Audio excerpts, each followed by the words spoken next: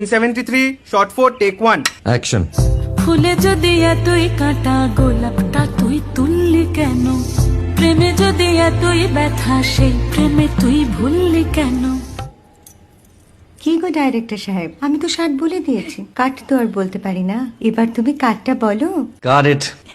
Excellent shot, excellent. Madam আপনার সাথে একজন দেখা করতে এসেছে। নমস্কার। নমস্কার। বসুন।